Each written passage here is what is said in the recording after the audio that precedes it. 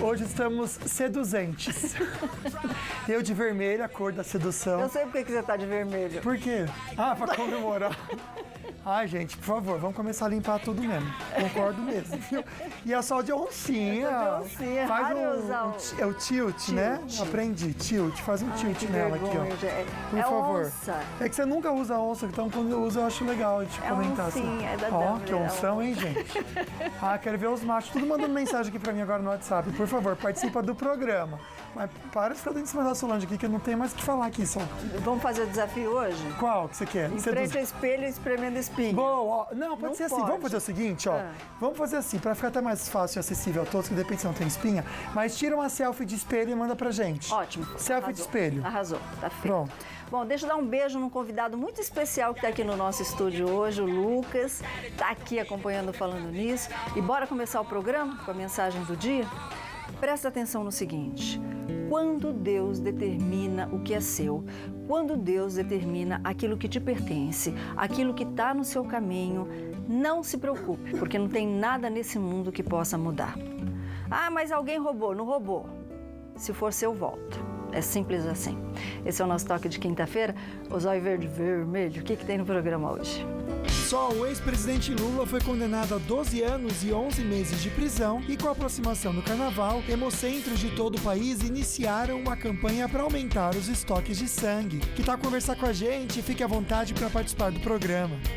E eu quero lembrar você que tem prêmios no nosso Face, tem um kit Ortovip, você vai curtir, compartilhar essa fotinho e já concorre. Já no Instagram, que é @FalandoNissoBand, tem um kit Tracta para você ficar mais linda ainda. Curtiu, marcou 2 amigos, você participa também. Claro que você pode conversar com a gente pelas redes sociais, como eu falei, fazer também suas perguntas e pelo telefone ao vivo também. Bora conversar e aprender muito hoje? Dia de beleza e saúde.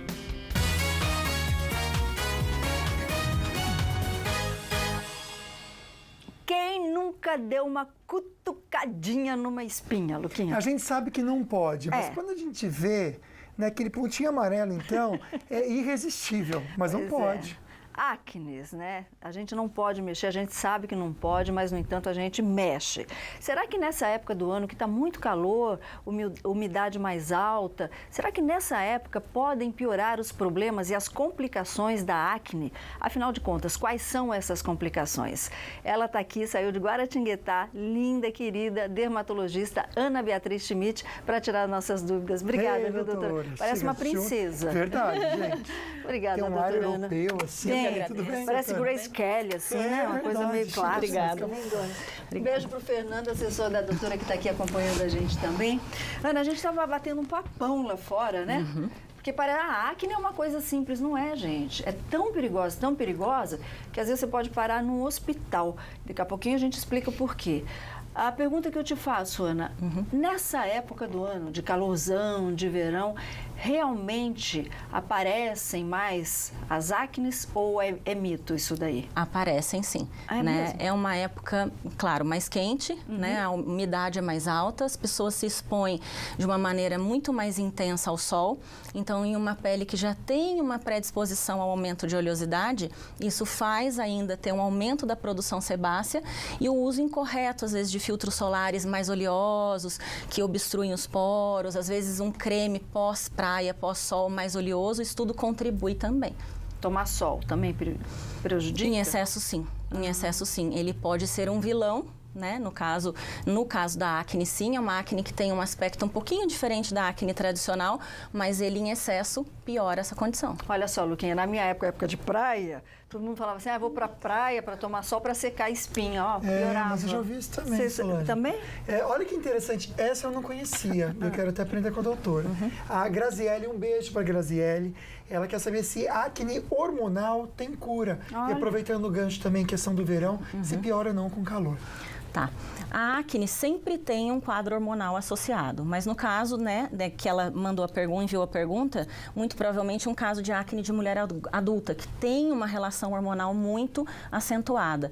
O que a gente vê hoje em dia, cura Nesses casos é mais difícil. Tem um controle, um tratamento que às vezes requer um tratamento contínuo, né? Toda uma reeducação, tanto de cuidados com a pele quanto alimentar, mas cura definitiva nesses casos de acne de mulher adulta hormonal é um pouco mais difícil. Perfeito. Bom, tem muita pergunta aqui em relação à limpeza de pele, se pode fazer quem tem acne ou não, e medicação. A doutora não pode falar o nome do remédio, mas da substância. Daqui a pouquinho a gente fala sobre esse assunto, Luquinha. Perfeito, Sol. E você pode mandar então sua fotinho na frente do espelho, que eu faço questão de colocar aqui no programa, tá bom? Mas agora a gente fica bem informado com as notícias da redação.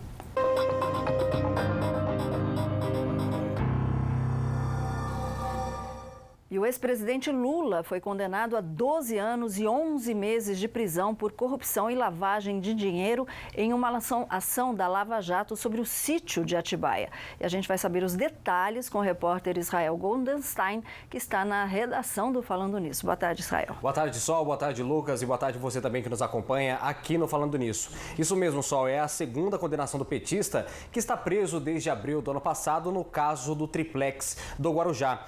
Nesta segunda condenação, Sol, não há prazo para que o caso seja julgado em segunda instância. A reportagem é de Douglas Santucci.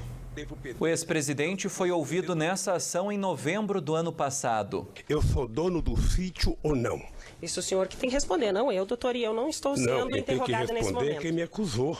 Quase 3 meses após o depoimento na Justiça Federal em Curitiba, a juíza Gabriela Hart condenou Lula por ter recebido propinas de empreiteiras por meio de reformas no sítio de Atibaia, no valor total de R$1 milhão.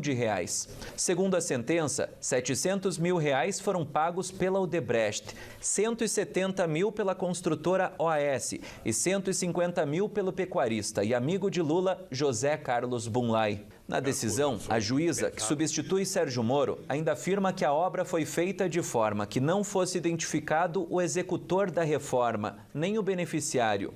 Ela condenou o petista a 12 anos e 11 meses de prisão por corrupção ativa, passiva e lavagem de dinheiro. Além de Lula, mais 12 pessoas foram condenadas no processo. Entre elas, os empreiteiros Marcelo Odebrecht, a 5 anos e 4 meses de prisão, Emílio Odebrecht, a 3 anos e 3 meses, e Léo Pinheiro, da OAS, a 1 ano e 7 meses de prisão. O pecuarista José Carlos Bunlai foi condenado a 3 anos e 9 meses e o empresário Fernando Bittar a 3 anos de prisão. Todos negam as acusações e a defesa de Lula ainda não comentou a nova condenação, que ainda cabe recurso. Fernando Bittar é o proprietário formal do sítio, mas na sentença a juíza ressalta que a família do ex-presidente Lula era frequentadora assídua no imóvel, bem como que usufruiu dele como se dona fosse. Em abril do ano passado, o petista foi preso e levado para a sede da Polícia Federal, em Curitiba, para cumprir pena de 12 anos e 1 mês no caso do triplex do Guarujá. Além das 2 condenações, Lula é réu em outros 5 processos. Em um deles, aqui em Curitiba, o ex-presidente é acusado de corrupção e lavagem de dinheiro na compra de um imóvel em São Paulo, onde seria construída a nova sede do Instituto Lula, e de um apartamento em São Bernardo do Campo, no ABC Paulista. Os outros 4 processos estão na Justiça do Distrito Federal. Um conhecido como Quadrilhão do PT, em que Lula é acusado de ser o chefe do esquema de corrupção que beneficiou o partido. Também pela Operação Zelotes, em que o petista teria favorecido uma empresa sueca na compra de caças Gripen. Outro por tráfico de influência para liberar verbas do BNDES para a empreiteira Odebrecht. E o último por ter favorecido montadoras por meio da renovação de uma medida provisória. Pois é, o PT disse que Lula, viu, Luquinha, está sendo vítima de uma perseguição política. Sérgio Moro estava errado, o TRF4 estava errado, o Supremo Tribunal de Justiça estava errado, o Supremo Tribunal Federal também estava errado, só está certo o Lula. É simples assim. Bom, vamos falar também, atualizar o quadro Estado de Saúde. Coloca para a gente imagens, Igor, por favor. O presidente Bolsonaro apresenta hoje um quadro clínico estável, sem dor, sem febre, melhoras dos exames laboratoriais. Ele, segundo o último boletim médico, ele também voltou a caminhar novamente fora da unidade semi-intensiva, ou seja, o presidente Bolsonaro aí está apresentando uma melhora considerável no seu quadro de saúde, sem alta ainda prevista.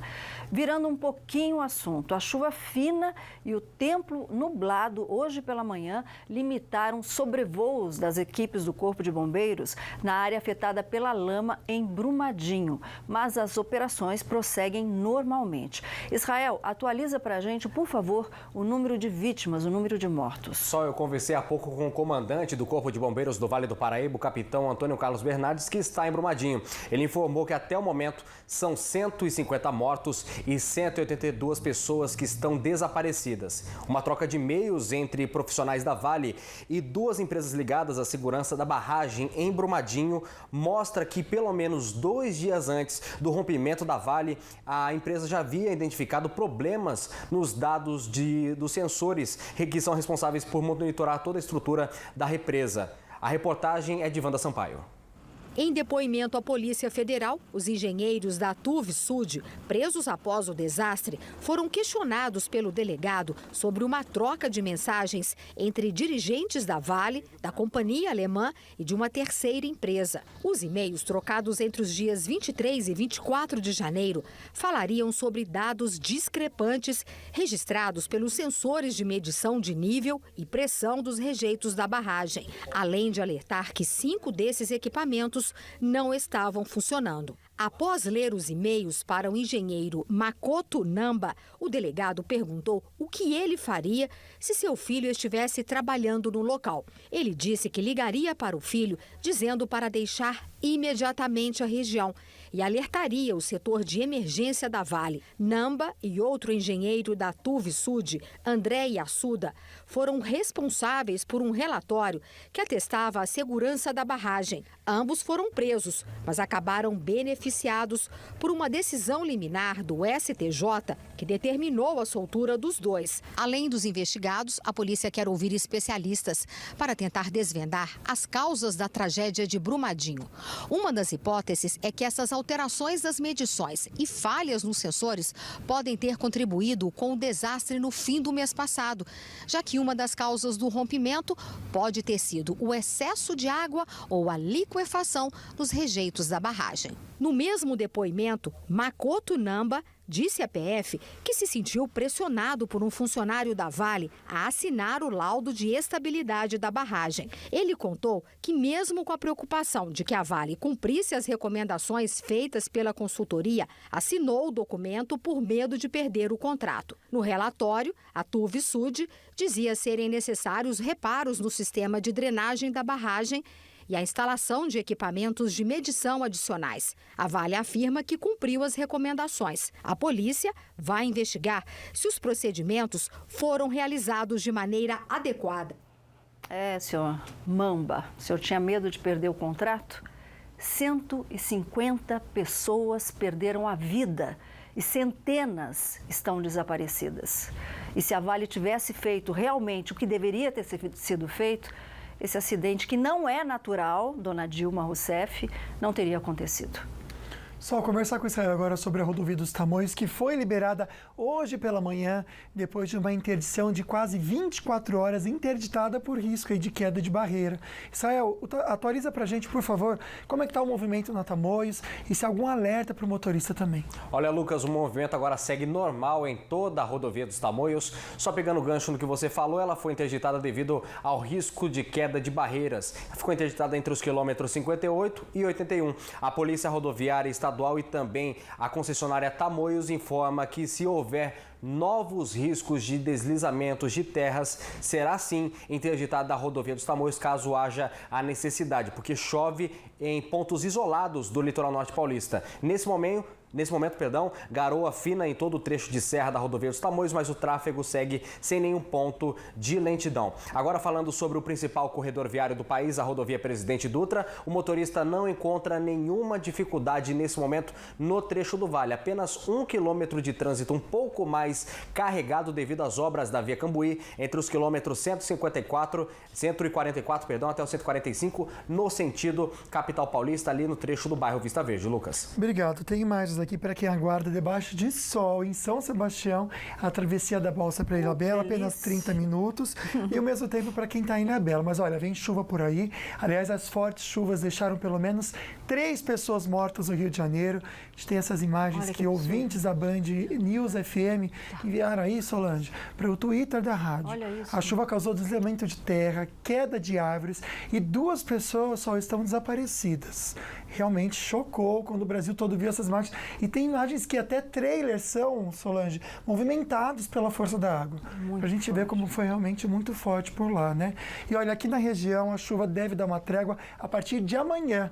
A gente confere agora, então, na previsão do tempo. Mas para hoje, em vários pontos da região, tem chuva sim e chuva forte. Em Campos do Jordão, chuva forte por lá, máxima de 21 graus. Uma tarde mais friazinha aqui também, sol, máxima de 28 em Taubaté e também em Queluz e 27 em Jacareí, com previsão de chuva por aqui. O mesmo em Caraguatatuba, chuva forte também em Ilhabela, máximas de 28 graus. Bora ver hoje em São Luís do Paraitinga, máxima de 28 e a temperatura só vai subindo, tanto que domingo a máxima chega a 34 graus. Ou seja, esse oásis que a gente teve de tempo mais fresquinho, Solange, tá acabando, tá chegando por fim. Vai acabar o horário de verão, então tá compensando na minha vida, entendeu? Bom, no próximo bloco a gente comenta com vocês sobre o Tribunal de Justiça do Rio de Janeiro, que suspendeu direitos políticos do ex-senador Lindeberg Farias. A gente já confere e dá notícias para você rapidinho, a gente já volta, não sai daí não.